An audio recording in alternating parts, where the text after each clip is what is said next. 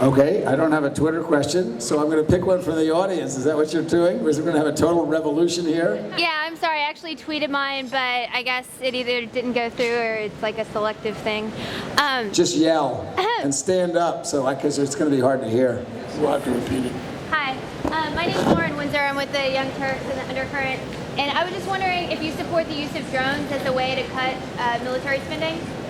Support the okay. I support a limited... The question was about, does the congressman support the use of drones as a way of cutting military spending? Yes. By which I presume you meant that you wouldn't be sending troops to some place if you could deal with terrorists by drones. Is that what you're talking about? Exactly. Okay. Yeah, first, I support the use of drones in a very limited and much more careful way, because there are bad people out there, and if there's nothing else you can do, then I think that's legitimate in self-defense. Not necessarily as a way of cutting, the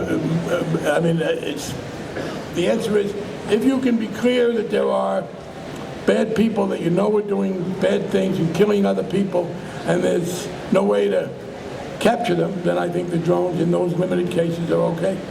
But so, what is the greater cost, though, in a humanitarian expense? And Well, the cost, nothing is more expensive than sending American troops into battle. Look, we have this ethic. When we send our troops into battle, they are as well equipped as it is possible to be. And it's not just the weapons. You know what? Drones don't have to eat. Drones don't have to have medical hospitals. Drones they don't go to bed. They don't have to be protected. And so nothing is as expensive as sending in the troops, and that also has negative other kinds of consequences. No, you don't get 3 follow-ups. I'm sorry, that's what I was referring to. No, we're done. When I was saying humanitarian expense, I wasn't referring to U.S. American military expense, but rather the innocent women and children that are killed overseas. That's why I think, well, first place, if you're going to send troops in, more people are going to be killed than through the drone.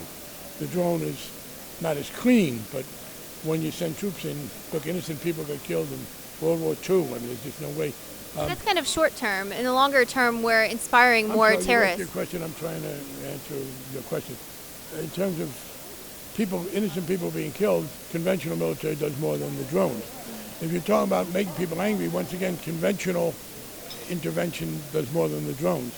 So if it's a question of comparing a conventional intervention versus drones, I want the drones to be targeted more carefully than they have been. What would you recommend to be able to institute that type of policy? I'm sorry. Would you need more oversight? Really being somewhat. I told you I gotta go. My state of mind, have I been hypnotized to believe in lies with the monologue, questioning God like Habakkuk, cause the odds keep stacking up. Where is the illumination for the human?